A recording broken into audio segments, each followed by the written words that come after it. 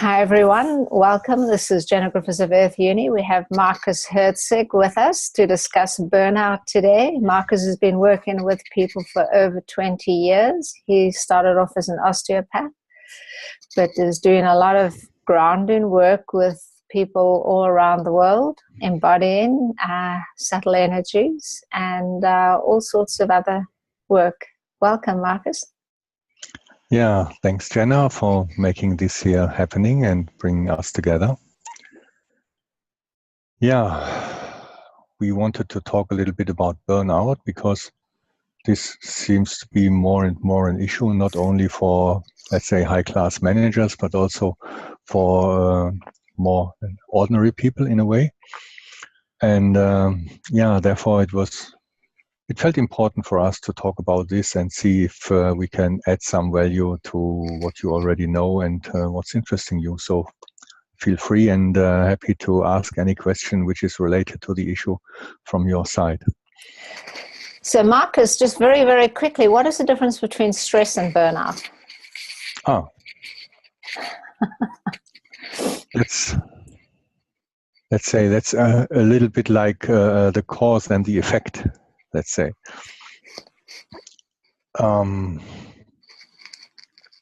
So stress, actually, when we look into that on the physiological body side, it's a survival mechanism. It's not designed to be in that for a longer time. So when we look into, let's say, our not so far away past, then stress is something to fight or run with. So it offers the body a lot of energy. It narrows a little bit our view.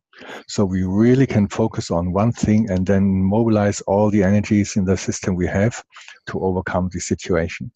So it's a thing for a high peak, mobilizing all energy thing.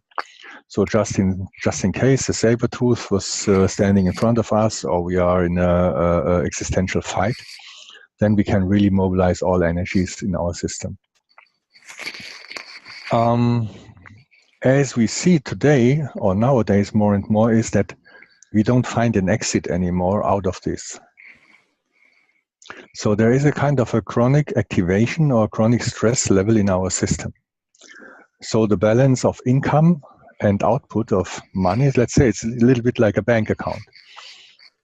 So the balance between income and output is just not there anymore. So we chronically use more energy than we get in. And also we were constantly driving on overdrive. So also the body in itself cannot fall back into a recreative or into a nourishing mode again. So in a way, stress is like, running on 100% all the time, actually. And this no system can do on a longer range of time. And then after some time, of course, because for a longer time, we put out more energy than we get in, then of course we run out of energy. And also our balance in looking at things is also a little bit disturbed, because in the moment we are in stress, everything, if I am in fear and stress and fighting for my life, everything out there easily looks like a danger also. So also how we look at the world is in a way already very disturbed. So we are in a constantly defense, in a constantly explanation mode, in a constantly highest alert mode. So we definitely put out much more energy than our system is able to regenerate. So do you think some people that are born with, say, transgenerational trauma or fear, do you think that they have that constantly right from birth? Well, that's a good question. I'd like shaky fear sensation. One thing, I have an internet thing going on, so it might be that I am away for a minute or something, so I didn't resolve that yet. So it might be that we get cut off for a moment, and then after a minute I'm back again, just to announce that if this is possible.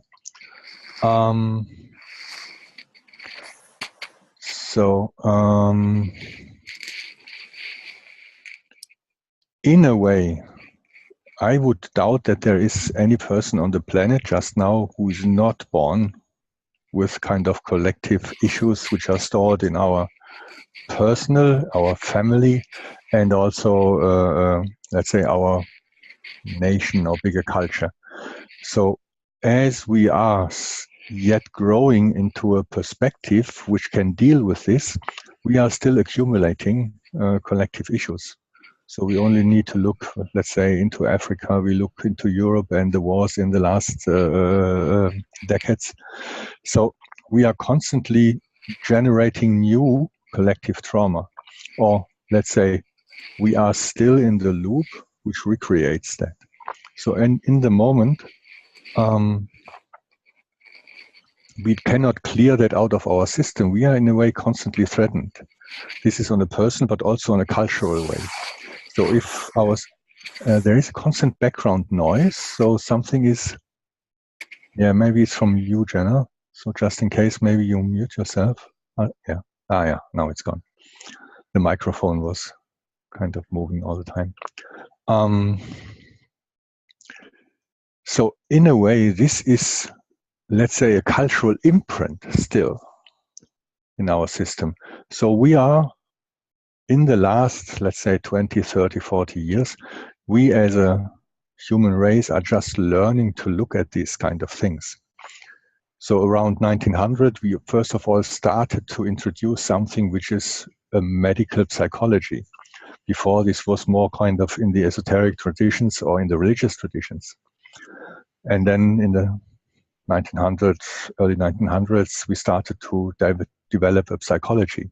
And out of that, now the more systemic approaches and the more generational, intergenerational thing starts, that we first of all look at that.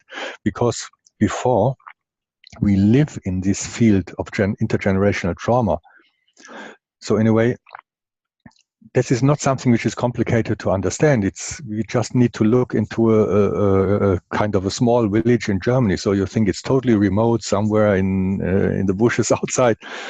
But then also there are families which don't like each other over decades. So in a way, this rationally doesn't make really sense, because every family produces nice and ugly people in a way, or easy to be with people and not so easy to be with people. But also that we see that we pass on the function we have learned in our family to our offspring. So, and there is no possibility that we can do it different. So in a way, our stress level, so for example, if you are born in Germany somewhere during in the last war area, or then let's say 10, 15, 20, 30 years after, you have parents which are already, they were born into a war situation. And this not only in Germany, because you see it everywhere. And then, of course, the parents pass on this experience and this worldview to the children. This is not possible in a different way, because our nervous system is constantly agitated, and so the children get born into a constantly activated situation, into a constantly activated surrounding. And thus, it seems this is normal. This is how the world is. And this is maybe as it is, but it's most probably not designed to be normal, because what is normal is that a stress level has a peak. So the saber-tooth, for example, is running after us. And then I run the best I can and will survive or not survive this. But after the survival, I also come to the point where I get these kind of, say, rubber knees and my system is shaking and. So the stress level also cleans out of the system again. And then the next 2 or 3 days or next week or 2 or 3 weeks, most probably there is no saber-tooth. So my system can relax again also. We can stay together in the tribe, and the stress level releases. We have body contact. We have all these kind of things. We sit on the fire. We tell us these stories, and. So in a way, this more natural way of living had also ways to take care of that. We still can see it in animals. After stress, the system starts shaking, so the stress comes out. You might have seen that when you go with your dog to a veterinary. And then the dog, he comes from the anesthesia, and then he looks around and he's totally off somehow. And then the whole system starts shaking. And if you don't disturb this process, it makes us very sad, and we are kind of inclined to interrupt this process. But if we don't interrupt, the dog shakes and shakes, and it really touches our heart. And after some time, this shaking changes somehow, and then the dog looks and he shakes in a different way, goes off, and the whole thing is done in a way. But we as humans are mostly not able to do that, so we cannot overcome this situation. So in a way, we then live in a constant stress situation. For example, in school, in a meeting, in university. So we are not allowed to shake. There is no release of this energy afterwards. So our system kind of contracts around the chronic stress situation, around, let's say, acute panic situation. But then this becomes normal in the background. So if you have broken your arm and you had a cast, the first day it's a little bit disturbing, but after 2 days it's normal. And then also we have these contractions, this is how life feels, and then we go on and forget it. So many of us are living in this intergenerational or in this chronic intergenerational activation. And that's even scientifically proved in the meanwhile. There is a lot of research in Israel and Palestine around that, and also with some psychologists in France who did a lot around German and Jewish past.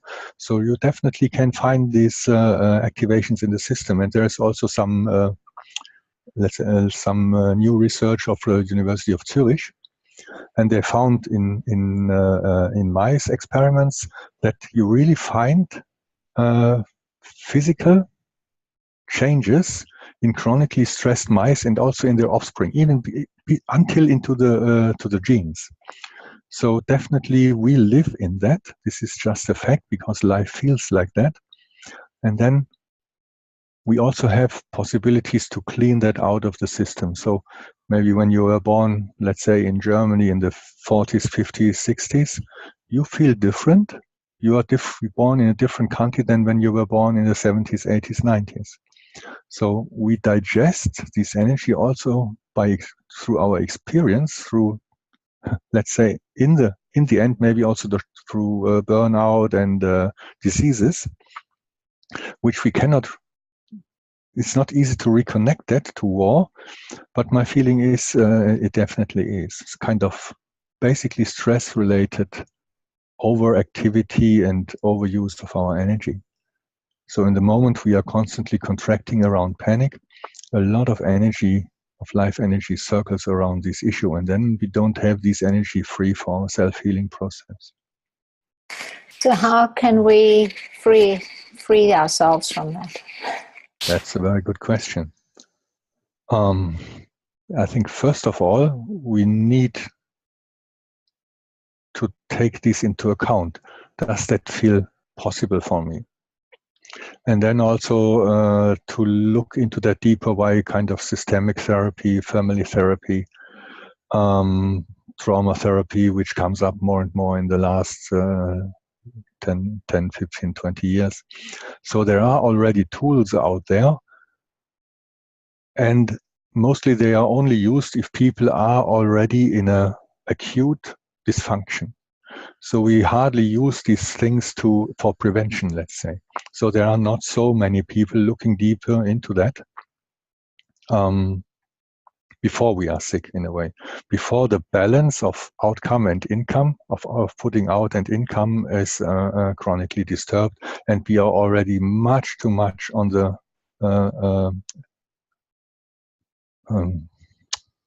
just a second. The deficit. Yeah, on the deficit side. Yeah, thank you. Mm-hmm. So yeah. How could we increase our bank balance in terms of energy, in terms of putting in positive energy instead of taking out and turning it into turning our current account into our capital account? I mean, or vice versa. So what I just see is already that we go much more into the prevention direction.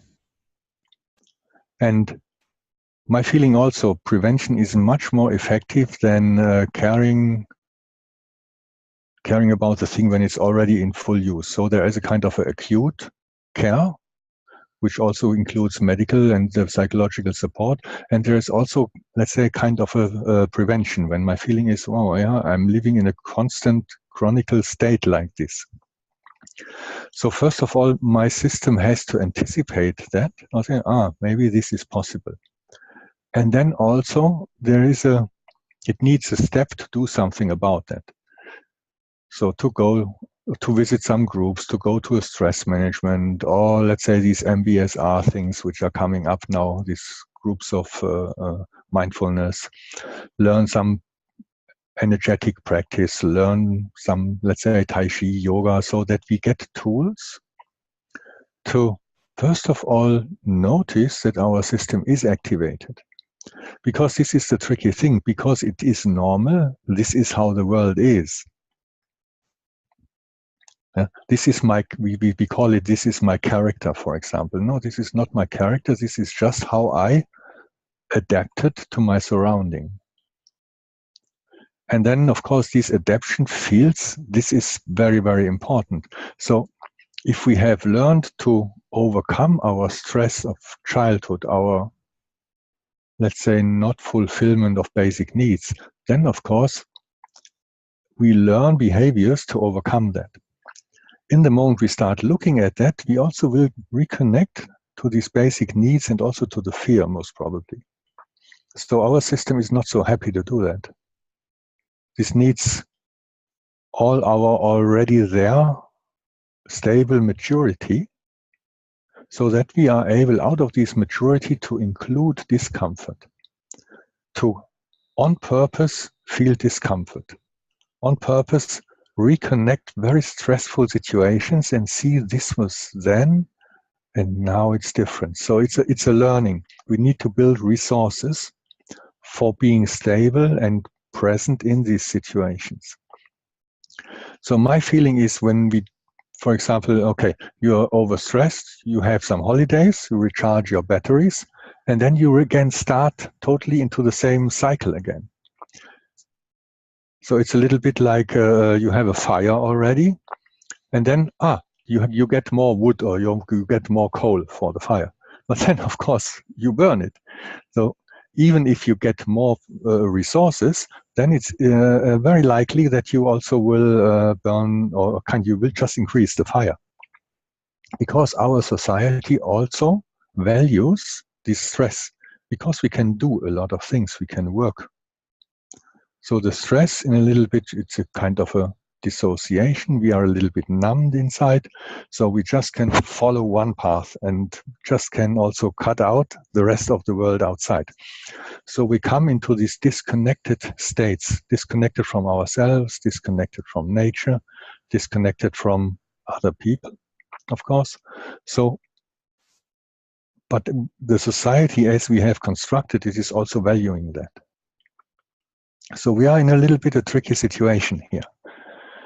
So to feel powerful and healthy, and consider that this might be not my normal state, but already my overdrive, this is not some kind of general thing. So let's say single individuals here and there do that, but in general, it would need some kind of, in the moment we have a collective issue, we also need to address that collectively. We need to look at our values and how we are developing. We need some insight. Otherwise, we as a collective will not change. We need enough people to want and do the change. And so then it pulls the culture behind it. As we had it, for example, in the 60s, when from the pre-modern and modern world, some postmodern thing arose, and let's say like this. So for that, it needs some kind of social and cultural impact. Could you talk about how belonging fits into this whole thing? And So let's say belonging is how we can land in our family and in our tribe. It's something which is very, very important. So we hear that very often, let's say in when we look at evolution, the survival of the fittest. And then our system out of that makes also the most powerful and the most radical and the most brutal person will take the most. This sounds like that. But when we look into that, what that really means is survival of the fittest means, so let's say one human who is able to exploit other humans. So it might look like the survival of the fittest. This is a good thing. So when we just look, one human person in Africa is just prey. We are only the fittest as humans in a tribe, in a group. So we also need some kind of a social behavior, which at least fits into the situation. So we belong to a group. We are able to belong to a group. So antisocial behavior in the past was not possible. So either the shaman or let's say the group, they casted these people out. It needs a kind of a certain applying to the tribal rules, let's say, so that we can land as children in a safe surrounding. So our system feels welcomed. We have our tools, so there are kind of rites around that, initiations around that, kind of a safe belonging to find the place in the society, which for over hundreds, thousands of years was tribal, or family plus relatives, which more normally is a tribe. So that the belonging feels that our system feels a safe place to land in, that this planet is basically a safe place, that our system can, in physical contact, then later, when we have learned enough of that, in the contact to, let's say, father, mother, siblings, and then to a bigger context, that we feel safe. So our system can also let go again of the stress situation. And then we have a true belonging which carries us. And this being carried, being held, being safe is the precondition that we also can let go again of our stress, that we can relax into this situation. In the moment, for example, we have parents or we have tribes which are constantly stressed by war situations, as we have that in, let's say, in Europe, in Yugoslavia, not so long ago, before in the world wars. We have it in Africa chronically, we have it in Palestine, Israel, we have it in, let's say, in many countries in the moment, in the Near and Middle East. So we constantly produce this intergenerational stress. So if I have parents, or let's say a whole country or a whole area which is stressed like this, our system cannot fully land, because there is constantly stress situation, there is constantly war. So the parents are stressed, the whole surrounding is stressed, and then also our system cannot land fully. It never actually learns to relax. Or let's say it's at least much more difficult to learn to fully relax. And so on one levels, of course, we belong to the family, we belong to the tribe, we belong to a nation, but also in a way, we have to hold ourselves a lot. So in this belonging, we cannot fully relax because the outside is chronically dangerous. So the good effect of this belonging is that we find safety and relaxation, that we are held by our surrounding. And in the moment we learn, for example, that our surrounding is chronically dangerous, then of course we have also a much higher stress level.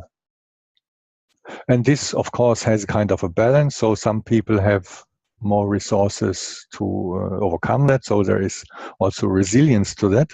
But again and again, we come back to these points of relating, being able to talk about the stress, feeling safe, feeling held, building relationships in which we can decrease, or in the best case, also let go again of the stress. So our system kind of calms down again. And not that we just adapt to a chronically displaced bias, or kind of a 0 point. So if we are used to chronic stress, this is what is normal. So we need to learn to feel safe. This is something our system learns. And if the parents, for example, are traumatized, then it's not so easy to land in a safe surrounding, because the surrounding doesn't feel safe, because there is a chronic stress in the background. Our systems feel that. So if we're born into a superpower country like the United States, and then you've got Trump and almost like being like a 3-year-old or whatever it is, and with his counterpart in North Korea, and you sort of wake up to his Twitters all around the world. Yes.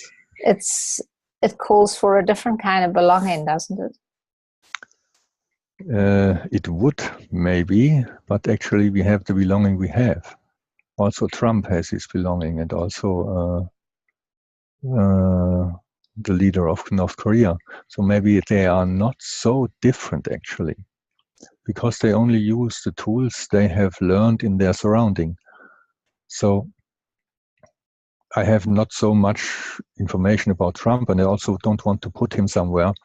So he also acts out what he learned in his surrounding, in his family, and the same does Kim. So in a way, they are the outcome of a situation which is already much, much bigger, and also they are representing the need for feeling safe. So they both, in a way, they are acting logically. From a certain viewpoint, they are acting in a logic way. And also that maybe, so there is no election in North Korea, but there is an election in the US. So Trump is elected. So many people wanted just this. And he's also the expression of a system which is looking for safety. So the modern world and also the postmodern world, so the values Hillary Clinton is standing for, this sort of liberal thing, it also frightens many people, because they question the old rules, they question the old ways to live, they question, let's say, white power in a way. And so many people are also in imbalanced situation. And then to feel safe again, our system has a tendency to go into regression, to reconnect to old values, which in a way also Trump expresses. So there is also something we need to look at in this election.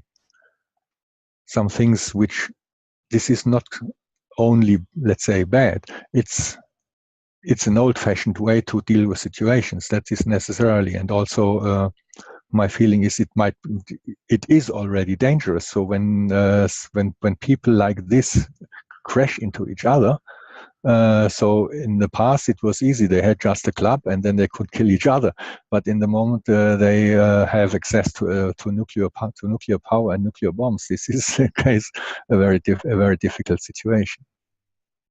So my feeling is to demonize Trump is already a symptom of our imbalanced situation. So then we put our stress onto him, and then he looks like the bad guy, or from the other side of from his supporters, he looks like the good guy, and then we are already in this chronic good and bad thing. We're almost like projecting our own shadow onto him. Yes. Yes. So in a way, this is not so intelligent, my feeling. Because we're not feeling our fear, so we're projecting it onto him. Yes. So he gets the power to make us safe in a way. And he has the power to deal with the bad guy over there. And then we don't have the abilities for some people, and also not the intention to really look into that and grow up internally, so that we get more and more mature human beings, which means mature means we are able to include our own stress. And from our own stress, we have the possibility then to include fear and see, oh wow, I feel afraid, I feel stressed. What's going on here? What is this situation reminding me of? What's really going on here? So I look into the news. There is no saber tooth in my flat. So, and there is no murderer in my flat, and still my system, of course, reacts like this to that. So my feeling is that we, in a way, need to grow up, but this is easy to say. So we need also, it needs a motivation, or at least it needs enough people to be motivated enough to start the developmental process. So we can counterbalance that. So it's said that maybe 10% of a society is enough to have a paradigm or a value shift. We will see. Once in a private session with with a coaching group, we did an exercise regarding the mining, like a mining history, and the ground almost been missing under one's feet. And then the realization that actually those deep roots are still there. They're just numbed out or through traumatized. So therefore, like one's historical or previous generations, they still exist, but they're kind of like frozen or whatever. Would it help to do some kind of exercise to awaken those roots in order for people to land more? Yes. So my feeling is this is the only way. So we have to feel more safe. We have to look at, first of all, we need to learn my feeling is we need to learn something different. So the way we act and the way we were educated to be with stress, the outcome is where we just are. So what might be good is really to see, maybe there is already an awareness for the process. Can I feel my stress? So just as an example, when we are sitting now in front of the screen and we check our inner system, well, what's going on here? How do I feel? So maybe just showing up in this group already causes more energy in my system. Let's say the fear of participation when you have your video camera on, the fear of being seen, kind of a shame around that. So in a way, when our energy level rises, this is not yet stress, but for some people it is. So let's say that excitement is kind of a low-level fear. So our system sees, something is happening I cannot fully control. So we have already a kind of a gentle arousal in our system, which in a way is also good. So we are more aware, we are more alert, we are more present, we look more, we connect more. If this rises into a certain area, we have the tendency to shut down our system because it feels uncomfortable and we get dysfunctional. So the numbing down and the not feeling and the contraction is also not in a way, it's not dysfunctional. It's a regulating function to stay functional. So otherwise we cannot move anymore. When a child is forced to go to school and anyway the child is stressed and is afraid of doing that, then either one thing is he goes to the family so he can learn to regulate his stress in an open way. The child is received in a certain way. The belonging is strengthened. There is a support to go to school or look for the things which are going on there in a very, very open way. If this is not possible, the child has to contract, to go to school anyway. Even if there is the bully, the child has to go anyway. And then, in a way, we get very brave, so like this. And then we push through the situation. But then we are also not so much feeling anymore of the situation, which is a functional regulation. It is working for us. We overcome the situation. But then also in the future, we will use the same tool. So in the moment, something feels a little bit not so easy. Yeah? We numb ourselves down, we contract, we hold our breath, we tense our muscles, and we get a tunnel view, and then away we go. So we lose a lot of our perspective, a lot of our space, a lot of distance to the situation, because when the situation is already dangerous, there's only me and the threat, and the rest of the world seems to disappear. So to learn something about that, this is also very, very valuable. But then, that is the tricky thing, in that in the moment we start to relax, for example, we do some breathing exercise, or first of all, it feels mostly good. Finally, I can breathe. Some tension goes down. I feel safe. And so there is a state where this feels good. And this is also very, very good to support that.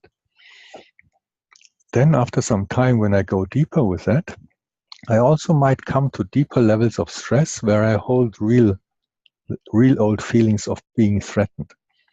And this can be very simple things. It can be just the chronically stressed parents which have kind of things in their own past. It can be that I'm afraid of my dreams. It can be that I'm afraid of the noises in the house. It can be that as a baby I'm hungry or it's cold and my mother is just in the shower, and this repeatedly might happen, and then my system contains a chronic stress. And when my surrounding is not able to feel that, so for example, a child comes from school or a baby is kind of stressed, and I don't offer a possibility that the system can release this energy again, the system needs to hold itself. And it needs to hold itself much too early. So it is normal that children are afraid to go to school. Why is this normal? Normal that we have stress on work. Why is this normal? I don't say it's only harmony and peace and love and whatever. No, but it doesn't need to be a chronic stress. And in the moment we go deeper with that, we also might, when we let go, so when we have what we call a problem, a situation we don't like, it's like putting an air mattress underwater. But in the moment I have put it below the surface, I also have to press down 24/7 every second of my life. In the moment I let go this tension, whoop, the air mattress comes. Okay, so as it looks in the moment, our call does not go into the direction of many lifestyle magazines. You have a look at and then Burnout in 10 steps, and then you resolve it. If it works, it's great. But if this does not work, we also need kind of a more overview, also a deeper view into that. That burnout is also a cultural phenomenon we all together produce. So we all together, by disconnection and the lifestyle we keep for normal, also this produces a lot of stress on people. So we disconnect more and more from our physical feeling. We disconnect more and more from nature. So in a way, also global warming in a way, and the plastic in the oceans, it's in the truest sense, it's burnout. So in a way, when we go on like that, we will definitely burn out. So yeah, my feeling is, if the 10 steps in the lifestyle magazine, if they work, or if kind of short relaxational things work, that's fine. And my feeling is still it needs also a deeper view into that. So what do you think we can do, Markus? No, in a way, we can do a lot, of course. First of all, we realize our own stress level, if we want to go into that. Until the depth, we want to stop again. So it can be from some simple breathing exercises, from starting to feel ourselves again, to feel our body, to feel our emotions, and to really feel it and not to think that we feel it. So this is really a kind of a change. So we start to synchronize again the elements our system consists of. So we have a body feeling, this is what I feel in my body in this place. Give it some time. These are the emotional feelings around that. I feel excited. It's in my belly. And if, for example, we do this kind of exercises, also we might notice already that the mind gets most probably also a little bit more quiet. So we start to synchronize these different areas. Because in the moment, for example, I come into a stressed or activated state, I easily also go into my mind, thinking about the situation, looking for an outcome, looking for a rationalization to feel safe again. And in a way, our mind, of course, tells me, do the same as you have done yesterday. But this keeps the situation going. Put more effort into it. If I'm used to putting stress on or pressure on me and an effort, then of course I will do more of that. Actually, our mind tells us to do more of the situation which in a way already led to the situation. So our mind is there, it's very conservative. Our behavioral structures are very conservative. So we can start definitely with feeling our body. So like just for now, for a moment, just have a look if you can feel your physical body, which means, for example, the weight sitting on your chair, and then also to direct your feeling there.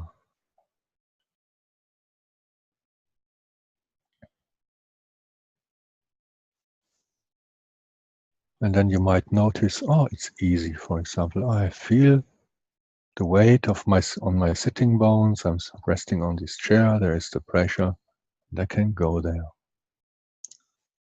And maybe also you will feel your mind very active. Tons of thoughts. What might the day bring? What did he just say? This is happening. This is. So you might also feel a little bit that your system needs time to slow down. So you might give that some minutes, which for a kind of an overuse or overactivated mind feels like 10 million years. And you might already reach out to your cell phone to check whatever news are there, and okay, and then you come back again to the body, start feeling it again. Then you might notice pleasant feelings like relief, like getting more quiet, like joy. You might feel not so pleasant feelings like, let's say, excitement, overexcitement, something related to the situation you are in. Okay.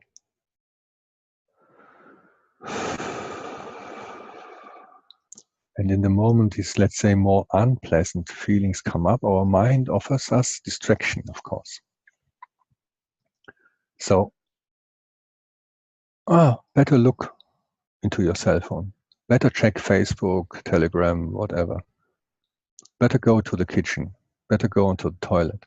So we also have the tendency to go away again from the feelings which are or which have been unpleasant as a child, actually. So we are trained in that, and we continue doing that.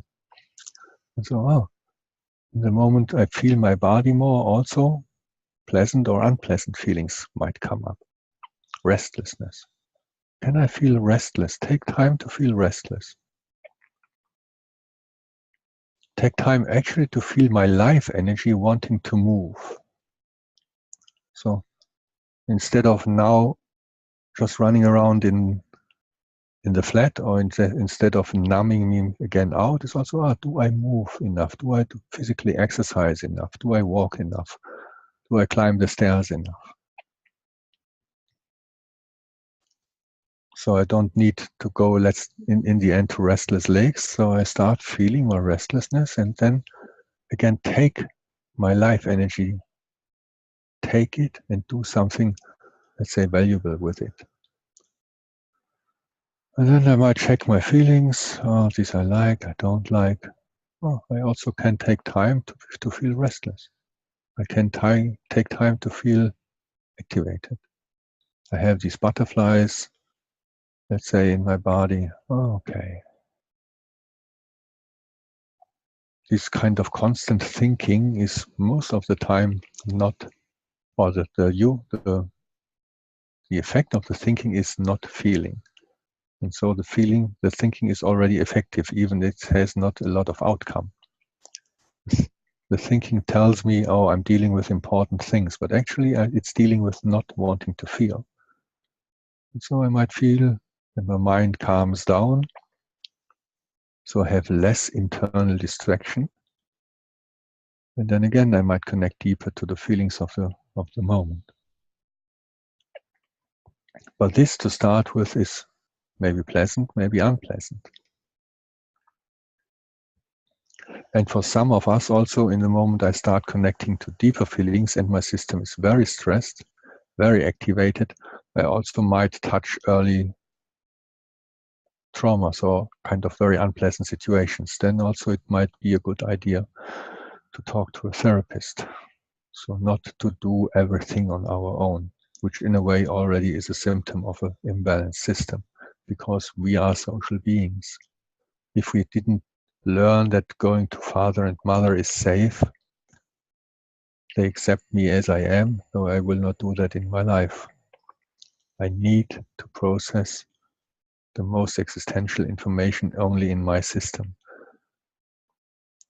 And then, of course, I will never be able to relax fully because I'm constantly in a threat. So there are, of course, many, many things possible. And then also to pass that on to my children, to listen more, to act less. But this, in a way, it really needs, so maybe we touched now many, many, many points. And maybe you also find that in your life. There are simple things to do. Just breathe 10 times, quiet down. That's a good start. Then, if you like, go deeper with that. Then, if you like, when there is a need for that, go to a therapy, do some courses. Then, if you like, treat your children differently. Then, if you like, go into your team and act differently.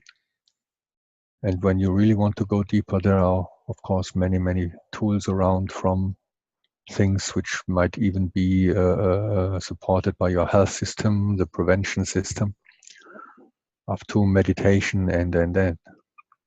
But also to say that meditation cannot replace a necessary, just in case, necessary therapy. These are different realms. So also to see that the one cannot be overcome by the other. So there are many, many tools out there in the religious or esoteric traditions, in therapy. So there are many, many useful things where we just can move into that. But the first thing is maybe just notice your breath. Just notice the physical state of your system. Have these releasing moments. So more and more per day, you start realizing, oh, this is going on. This is going on. But then also, in the moment you start to go onto this journey, you will go deeper with it. And then first of all, you bump into the activation of your own system. And then after some time, you necessarily will see, how has that been in my education, in my family? So what do we pass on in my family? What did I learn from my parents? Was my family a safe place? Okay, physically it was safe enough, so I survived. Okay, and I have a deeper look. How was it emotionally safe? Oh, I survived. That's already good. But then how did I survive? On the price of a higher activation, then also I might need somebody already to go deeper with me and support my system to learn something new. These are not so easy processes. So to really look into burnout, there are many things possible. Just to have a holiday and then afterwards to go on in the same way might, for some people, bring them through their life, but anyway, the process is already in them. Process of possible burnout. So it only depends on their system, how much resilience there is, how much energy they were born into, and also, in a way, how connected and happy we want to be in life, and how sustainable we want to train our children. Because what we do, we pass on. Yeah. So Markus, with extreme burnout situations, where people actually wake up and they just have burnt all their substance, what sort of steps would you recommend for those people? First of all, go to the doctor. In just in case, also get some medication. So this is an emergency case. And an emergency needs no kind of preventional tools. Later on, yes, but first of all, it needs to cut the situation as it is. So maybe just in case some medication, maybe go into a hospital so you are cared for, depending on the depth of the situation. And then also, if you can find the motivation inside, learn something different. Because many people see this as an illness. So burnout is an illness. It started then. Then I could not stand up anymore. I was so frustrated. But what we don't get often is that the start of this is the end of the ability of our system to cover the situation. So this illness is not the start of something. It also can be the end of the ability of our system to balance itself. And so also I might look deeper into that. So what we are trained to is to overcome the discomfort. I'm not functional anymore. I cannot go to work, so doctor, give me a pill. This prolongs only the process in a way, but it's necessary. But it also might need a deeper looking into the situation. So just in case it's really there, on the surface totally, go to the medical doctor, psychiatrist or whatever, go to the hospital, and then really learn something new. So combine both emergency care if it's necessary, including medication, but then also to learn something new. Bring your system out of the acute dysfunction, calm down as much as possible, and out of the calmness, again, out of the less stress, out of the possibility to decide anymore and not be in a constant threat, learn something new. Learn about how you brought your system into the situation. Learn where and how you just waste or put out too much energy and don't regenerate your system. Look where you are not nourished. Look where the stress comes from. Look what you have learned as a child. Yeah. Great. Thanks so much, Markus. I wonder if anyone else has some questions. Yeah, in the moment we are really coming to an end now, so maybe I talked a lot, maybe also too much. So maybe it's a short question. Yes, we can have a look into that.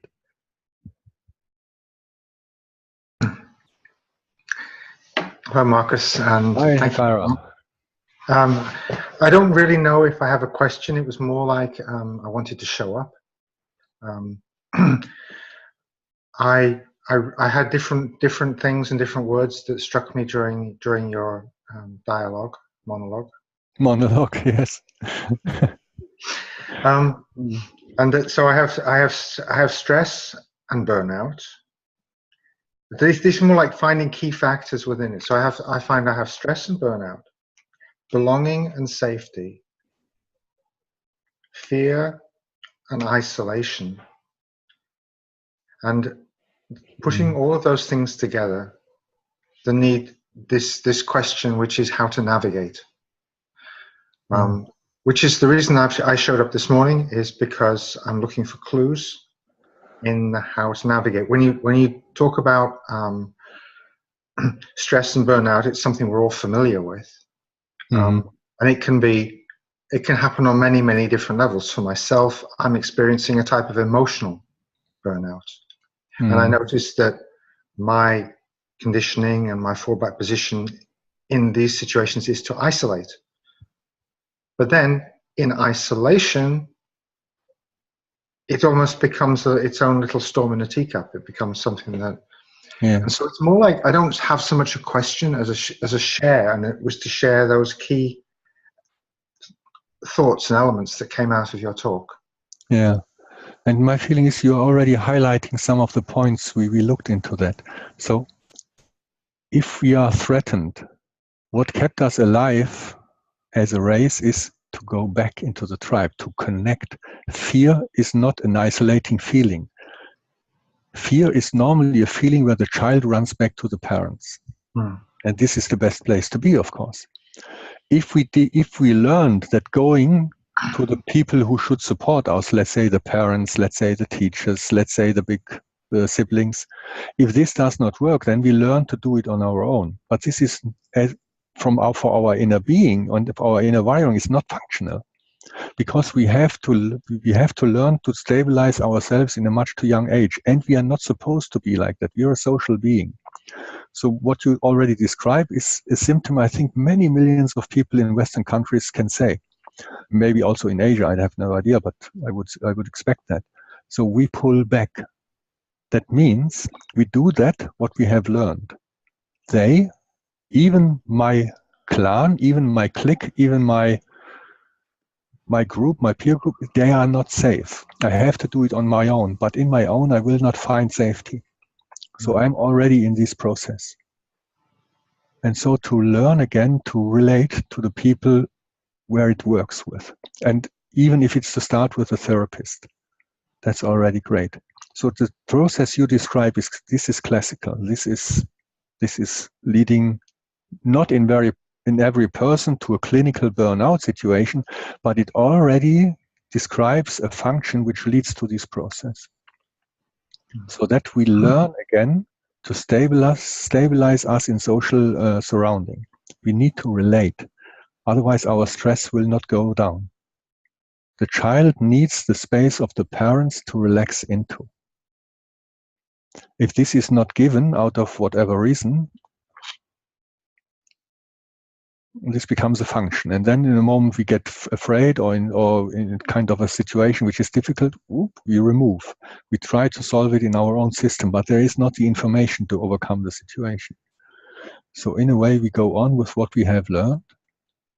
They are not safe, so I do it on my own, which also seems logical, but also to see if this is still true. So in a way, we also need to close down because I also need to go. But Tokara, this is great what you said, also the points you made. These are very, very valuable and important points. So to see where can we relate to, what is the bigger space to relax into, which we don't find in our own system. Learning to feel safe. This in itself is already a project. But in the overview, my feeling is this is very, very important. Well, thanks very much, Markus, for your valuable input on this, and thanks to Kara for that question too. Yeah, and also I really want to thank my teacher, which is Thomas Hübel, a spiritual teacher, but also to mention that many of the things I was talking about are very much inspired by him. Wonderful. So it's not grown on my own only. Okay. Great. Wonderful. Thank Thanks. you very Bye. much. Thank you. Bye. Bye. Bye. Bye for now.